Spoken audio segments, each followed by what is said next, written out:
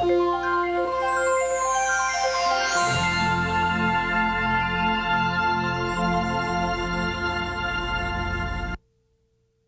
10th season of Consider This is brought to you in part by From the Top, a national program showcasing the musical talents of young people. From the Top can be heard on KVNO Classical 90.7 each Saturday at 6 p.m.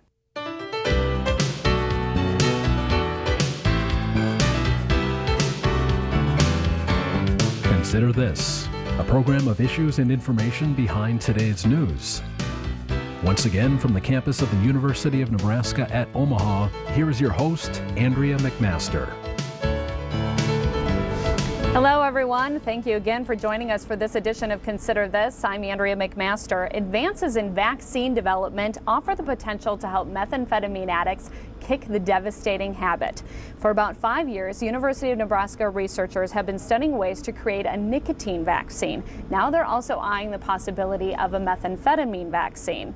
Joining us today, two of the researchers on a team that's been working on this meth vaccine, Sam Sanderson, Rick Bevins, I'm introducing you first here, a psychology professor at the University of Nebraska-Lincoln, and Sam Sanderson, an associate professor in the School of Allied Health at the University of Nebraska Medical Center. And we're glad that both of you could be here today. Thank you. Our pleasure. Now, this research has really been called groundbreaking. You've received some nationwide coverage on this possibility of a meth vaccine, which has to be encouraging. Why did you even begin thinking about this type of research? Well, as you mentioned early on, it really kind of emanated from our work that Rick and I and our team have been working on with a nicotine vaccine. And the whole idea there was to try to see if we could apply some technology that was developed in my lab at UNMC over the last about 10 or 12 years, where we developed a way where it was possible to stimulate immune response and get immune response to recognize antigens or molecules you ultimately want your immune system to raise up against, to get your immune system to recognize antigens that it normally doesn't recognize as foreign. And so to put that to the test, we thought, well, a good way would be to try to make a vaccine against some kind of a chemical, a drug. We chose nicotine for a lot of other reasons, but it was a good way to see whether or not we could actually induce the immune response using this technology with a vaccine directed against nicotine, and to demonstrate that we could in fact induce immune response to recognize something that it normally doesn't recognize. So with a little bit of success and a demonstration that we were able to induce that kind of immunity, and that immune response in fact was sufficient enough to begin to protect animals against their exposure to nicotine, we thought, well, it's nicotine and methamphetamine, two kind of insidious drugs, two chemicals. We thought, well, maybe we could take the same type of an approach, the same type of design strategies, and see if we could make a vaccine against methamphetamine. Was the thought behind it that it is really hard for smokers to quit smoking, and many of those smokers who do try to quit then have a relapse and they start smoking again and they try to quit and it goes on and on? Yeah. It was mainly put forward. We got involved in it strictly to see whether or not we could develop a therapeutic strategy that could help people quit smoking, help people who are really motivated to quit, with a mechanism that we could directly kind of arrest the addictive effects of nicotine in this particular case, and give them a little bit of an edge to try to get up over that hump of quitting smoking. And then, as you well point out, because we're trying to induce an immune response, the other objective was to try to see if we could generate some immunological protection for 2 to 4 or 5 months after they quit smoking, during that window where they are very susceptible to relapse. Okay, so now the methamphetamine vaccine. Is there a great need for this? Well, yeah, indeed there is. It's one of, if not the fastest growing drug threat in the United States. Particularly, as you might imagine, here in the Midwest, it's a huge problem. People can operate in a more clandestine fashion with their meth labs out in the rural parts of the Midwest, Nebraska. Huge problem for states, rural states like Nebraska, for that reason, and also because up until just a little while ago, they had really convenient access to agricultural ammonia, which is a critical component in the synthesis, in the illicit synthesis of meth. So, you know, we've all read terrible, kind of heart-rendering accounts in the popular press about the insidious effects that methamphetamine abuse has on people, on families, particularly families with young kids, and it's insidious in that sense, and it's a terribly addictive drug. So once you get into that addictive cycle, it is extremely difficult to break, and the unfortunate truth is there's no real, I don't want to say effective, but there's no real direct treatment to ablate the addictive effects of methamphetamine. The mainstay of treatment options is pretty much behavior modification, and we wanted to try to see if we could provide another therapeutic tool to kind of complement the standard behavior modification approaches to see if we can help those people get through the addictive cycle and, like with nicotine, buy them a little bit of protection once they get off the drug. Mm-hmm. Well, an idea of a vaccine for something like this is just really wow to a lot of people, I think, because we think of vaccines really for those infectious diseases that are going to kill us, and that's why we have to go get vaccinated. Yeah. And so to hear about something like this, what are some of the reactions that you've been receiving from people? It's probably all over the board. Yeah, I always have to explain it to you know, like right away they're like when I go, well, it's just like smallpox or anything like, you know, those kinds of vaccines. And the nice thing, though, is that the community immediately understands the importance or the way it could work because of the success against viruses and everything like that. Okay.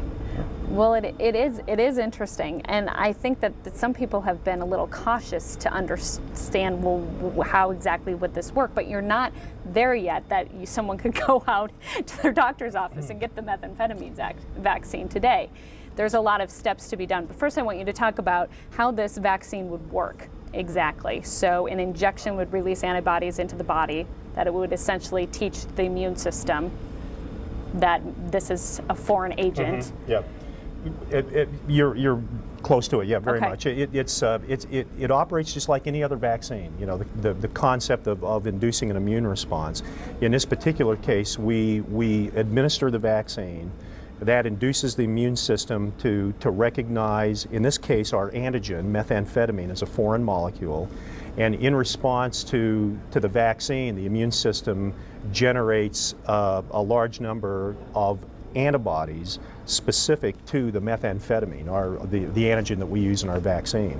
So once you get vaccinated, your immune system will generate methamphetamine-specific antibodies, and then when you become exposed to meth, those antibodies kick into high gear and bind up methamphetamine in peripheral circulation and create a complex that minimizes the ability of the methamphetamine to gain access to the brain where it would normally induce its addictive effects. So we're trying, so the idea is then we're trying to blunt the pharmacological activities of methamphetamine by sponging it up, binding it up in peripheral circulation, and delay or minimize its ability to gain access into the brain. So how close are you to see if this is actually going to work? I'm assuming you're studying on rats and seeing if it works with them first. And so how close are you? Is this years down the road, or? Yeah, I mean, it's certainly, in terms of getting a human trial vaccine, it's years down the road. I mean, where we're at right now is we're looking for the immunization schedule that works, because there's like all these steps, as you know, like if you get a hepatitis vaccination, its schedule of vaccination is different from the flu vaccination, is different from all these other ones. And so one of the first challenges we have is to figure out what is the optimal, or at least a good vaccination schedule to get a good immune response to be effective. And that's, and Sam, I'll let you talk about, you have now some data that shows that we can get the methamphetamine antibody responses. Yeah, and there's preliminary data that we've generated recently that has shown that we appear to be generating a reasonable immune response. Now, you know, having said that, there's like Rick was saying, there's a lot that goes into that. You know, what do you mean by a reasonable immune response, and what is a good immune response relative to a not so good immune response? They're all very kind of relative things. And right now we're at this stage of testing where all we're trying to do, as Rick pointed out, is to come up with kind of, see if we can figure out the optimal conditions, the optimal vaccine, the optimal administration conditions to give us the optimal anti-methamphetamine antibody response. And we're doing this in experimental rats with another team, Dr. Jeff Thiel and Michael Duray at UNMC. And the goal right now in this phase one of this study, if you will, is to just see if we can figure out what that optimization vaccination schedule is to give us the greatest number or the greatest concentration of methamphetamine specific antibodies. Now once we know that, and there's a lot of variations on that theme. It involves trying to figure out what that is, but it also involves working out and fine-tuning mechanisms where you can begin to see these antibody responses. And sometimes, the best analogy is sometimes they may well be there in very high concentrations, but it's also a technical issue of your ability to develop an assay or a method that allows you to see them. So it's kind of like looking at, trying to look at the universe through a cheesy little telescope you get out of a cereal box versus, a telescope up on Kitt Peak.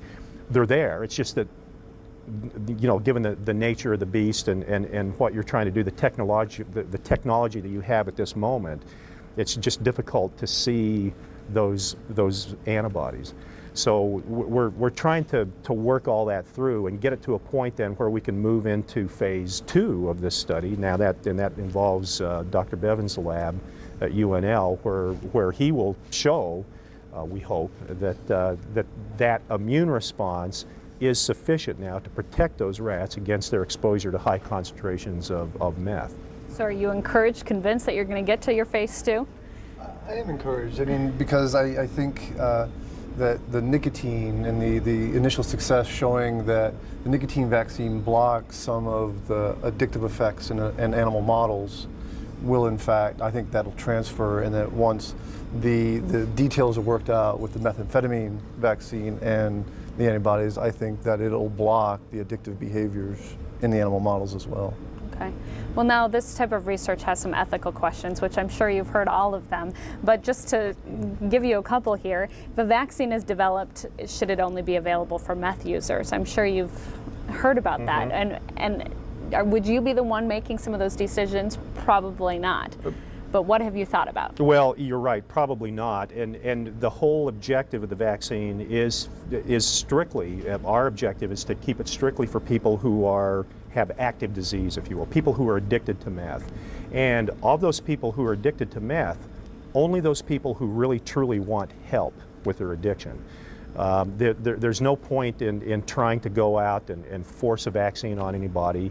And likewise, there's no point in trying to immunize the population as a mechanism of prevention of their, getting addicted to meth. We're not going to put this in the hands of parents so that their high school kids won't try methamphetamine. Well, and having said that, the answer is a resounding no for that reason and that reason alone. And also, immunologically, it just plain and simply won't work that way. I think that the likelihood of a sustained immune response is only going to be probably no more than a half a year. We'd be thrilled to death if we could get a year's worth of immunity. And it's just the nature of the beast. It's asking a lot of the immune system to try to generate a robust immune response, number one, against something that it typically doesn't recognize as foreign in the first place, and number two, a very, very tiny molecule like nicotine or methamphetamine relative to the large proteins on the surface of bacteria or viruses that your immune system normally does recognize. So we're asking a lot of the immune system to do this, and our goal, like I said, is to try to help people through that period of time where they're trying to get off and try to break that addictive cycle. And then also importantly, maybe extend that another 2 to 4 or 5 months afterwards to help them through that window where they're susceptible to relapse. Now after that, then they could come in for quarterly or yearly boosts just to kind of keep the immune response up to maintain long-term compliance. But the notion of a nicotine or a methamphetamine vaccine to give lifetime immunity or even a year's worth of immunity, I think is not a reality, given the nature of what we're trying to get the immune system to respond to. And all that being said, this is probably going to have to be given also while the person is going through some sort of treatment. Absolutely. Because the reason that they started methamphetamine in the first place, and they have to understand that they probably have to change other habits in their life for some reason or another. And that's a critical point, which I'm glad you brought up, because that's something that we have actually been criticized quite a bit on, is that people will say, well, you know, a vaccine alone is not going to help people completely break that addictive cycle, and we are in concurrence with that. I don't think there's any argument at all. The idea is to have this vaccine be a complement to existing treatments, behavior modification, things like that. And our goal is to just provide another way to directly kind of inhibit the pharmacological effects of methamphetamine in peripheral circulation prior to its access to the brain, and then couple that up with you know, standard behavior modification therapies to kind of give a real powerful 1-2 punch on a drug that traditionally has only been dealt with and treated with one type of therapy. Trying to give you a little sense of numbers and things, and I'll pick on smokers because I know their numbers better. Sure. A smoker that says I'm going to quit and plan to quit, 95% of them will relapse within a year, so you get 5% success rate. If you give them a pharmacotherapy, nicotine patches, Zyban, things like that, that'll help them up to, depending on which papers you're looking at, everything, 20%. So you still have an 80% failure rate in being able to sustain quitting. And most of these numbers don't quit like, you know, 364 days before. They quit like 2 or 3 weeks in, even though they're very serious about it. And so if there was some other adjunct that you could have there that, you know, okay, I slipped, I had that cigarette, or, you know, I went down to my meth, you know, dealer and I had one, you know, but you had that adjunct that said, okay, you slipped, but you know, you're still you know, and you have the behavioral therapy to teach them the importance of it. All of that combined might be able to get that number. I mean, just imagine the amount of health and life and family stuff that would be saved if you could just get that number up to 30% for smokers rather than 20, 25%. I mean, that's huge. It's a huge savings in life and money and everything else. Okay, this is all good. I'm very interested in this, but I know that there's been a number of other questions too, given that the majority of methamphetamine addicts are really poly drug users, that they might be alcoholics or they might be recovering from other substance abuse, more dependent on than just methamphetamine. So how would this meth vaccine help in those situations? Well, it's kind of hard to know. The truthful answer is I don't know, but I'm of the belief, and I'm sure Rick you'll agree, that if you can help someone, irrespective of the mechanism, we'll hope that it's a methamphetamine vaccine, but if you can help somebody break an addictive cycle to one substance, that just increases the likelihood, I think, that they're going to be less likely to pick up another addictive cycle, and they might be more motivated to try to break another addictive cycle. So I think the polyaddictive types of cycles of behavior with one drug, I think if you can help somebody with that one addiction, that's going to minimize the likelihood that they're going to get addicted to another drug, and will motivate them. You know, I'm successful. I've been able to break this addiction with meth. I bet you I can pull it off with alcohol or heroin or other things. And you run into that no matter what substance you're talking about. I mean, alcoholics, 90 to 95% are smokers. Mm-hmm. So, I mean, it's a huge issue. So I can really understand how this is going to work. Okay, so I'm a methamphetamine user and I'm in drug treatment at the time, and I'm having a really hard time just really kicking the habit, and I just maybe I'm out of drug treatment and I relapse. And so then it might be that, I know this is all hypothetical because we're not there yet, but then it might be that a doctor or psychiatrist then decides, or counselor or someone, drug counselor, then prescribes or says, well, go get the methamphetamine vaccine. Okay, so the fact that I get the methamphetamine vaccine, it's going to help me not have that craving of addiction, so I'm not going to want to go out and use meth. It's not going to be designed that you're not going to have the craving, because it's designed, if the meth is present in the system, to prevent it from getting to the central nervous system. So what's going to end up happening is that if they slip and they put some meth in, as you had said, it'll sponge it up such that it's less likely to access the addictive brain areas. And that actually tends to be what people explain why someone who has quit smoking or drugs for years and years, when they go back, when they relapse, they don't relapse to just starting up again like they did when they were new. They go back to full-blown addiction. And so if you could prevent that cycle, that whatever the controlling variables are, and we have some ideas what they are, one of which is the central nervous system effects of the drug. If you can stop that, or at least decrease it, then they're less likely to continue on to that heavier and heavier use. Okay. And be able to go back to being clean. Okay. Well, I'm going to bring up, I was telling you about this earlier, that I know in 2002 some Yale researchers were looking at the cocaine vaccine, and what they found is that we ordinarily think of vaccinations or vaccines being long-lasting. We go out for a single vaccination of tetanus. It's supposed to last 7 years, so you expect that with a drug vaccination like cocaine, but they were finding that it wasn't able to work for longer than a year or so, and I hear you saying that that's probably going to be the case with this meth vaccine as well. Yeah. And it's just the nature of the way the immune system responds to the antigen, cocaine, nicotine, methamphetamine. They're very, very tiny molecules, number one. And again, they're molecules that you can get exposed to that your immune system just doesn't raise any kind of a response against. They're not self molecules, to be sure, but your immune system, to be sure, doesn't recognize them as foreign. And so it's just one of the problems, one of the issues in trying to induce a robust immune response, and importantly sustain that immune response. It's just kind of the immunological nature of the beast. Okay. Well, another issue that came up, they said that users who insisted on consuming cocaine could override the vaccine by just taking higher doses of cocaine. But then you get into the whole fact of you need this person to be disciplined and at least motivated to be in on their own treatment. Yeah. And that's why those adjunctive treatments are going to be important. There's some recent research out from a group, I'm not remembering where they're at, that shows that the behavioral therapy is working, and is working in a percentage of those. So that's why you need all those kinds of approaches coming together to really push them over.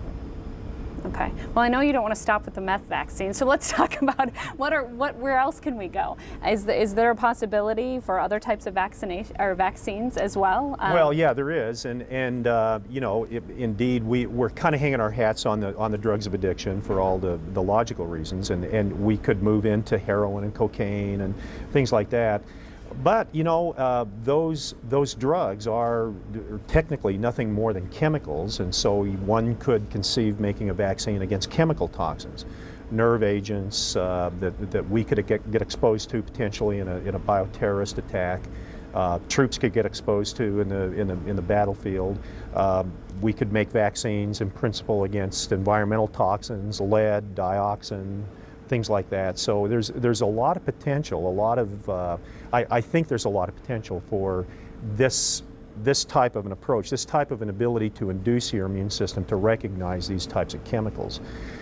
It's just kind of a function of, not enough hours in the day, people in the lab, stuff like that. You kind of have to focus a little bit, but there is most absolutely that potential, and I think a lot of the work that's been done, not just by us, but you cited some other people as well, just underscores, irrespective of what kind of a vaccine they make and the approach they take to induce the immune response to recognize those drugs, we're taking a very different one. I like to think a very novel one, but it doesn't really matter. The point is that you can do it. You can induce the immune system to recognize these things that a lot of people never really thought was possible for the immune system to raise up against. Now, there's a lot of problems, as we talked about, in the ability to generate a very robust immune response, like you would get an immune response to the flu or to polio or something like that. We're not there yet. Would we ever be able to achieve that with these types of vaccines? I don't know, but we're trying to take some approaches to enhance the immune response, to be sure. You're always better off with a robust immune response than not have one. It's encouraging to know that that it's possible to do this. So it does open up a lot of possibilities for vaccines against other types of chemicals, toxins, and things like that. So it's very exciting and kind of encouraging to be involved in this. Well, I've heard a lot of people talk recently, of course, because of the bird flu. A bird flu vaccine would be great. Mm-hmm. What really needs to be in place for a vaccine to be made? Well, I mean, would that be impossible? No, not by any means. Again, it's just a matter of designing with something like the bird flu, for example. It's a function of knowing, well, what is the offending protein or proteins on the surface of the bird flu virus. And then you have to take into consideration that your immune system doesn't raise up against the whole protein. If you could identify what that is, your immune system doesn't raise up against the whole protein anyway. It raises up against little teeny tiny fragments called epitopes that are within that protein. So you have a whole big protein of 500 or 600 amino acid residues, and somehow you got to go in there and figure out, well, what are the 10 or 12 amino acid residue fragments within that protein, and where are they that your immune system is ultimately going to raise up. Well, once you identify that, well, then you're in a good position to start making some very directed vaccines. So it's possible to do, most absolutely, but the logistics and the practicality of trying to design the vaccine, what mechanism are you going to use to induce the immune system to recognize those antigens, those epitopes, and how are you going to formulate it and manipulate it so that you can enhance the immune response. They're all just... So I can see why you get excited about your work, why you don't want to leave your office. All right, this has all been great. I really appreciate you sharing with us and the understanding, and good luck with the continuing your research. Thanks for inviting thank us. you. Rick Thank you very Bevins, much. a psychology professor at UNL, and Sam Sanderson, associate professor at the University of Nebraska Medical Center. And thank you, everyone, for joining us for this week's Consider This.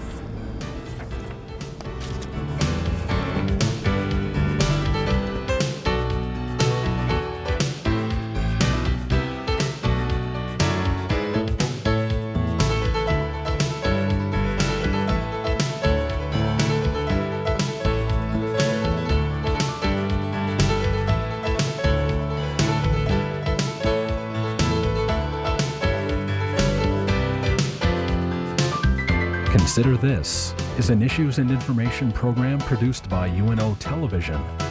More information and program archives can be found at unotv.unomaha.edu. If you'd like to share your comments about this show, call UNO TV at 402-554-2516 during regular business hours. The 10th season of Consider This is brought to you in part by From the Top, a national program showcasing the musical talents of young people. From the Top can be heard on KVNO Classical 90.7 each Saturday at 6 p.m.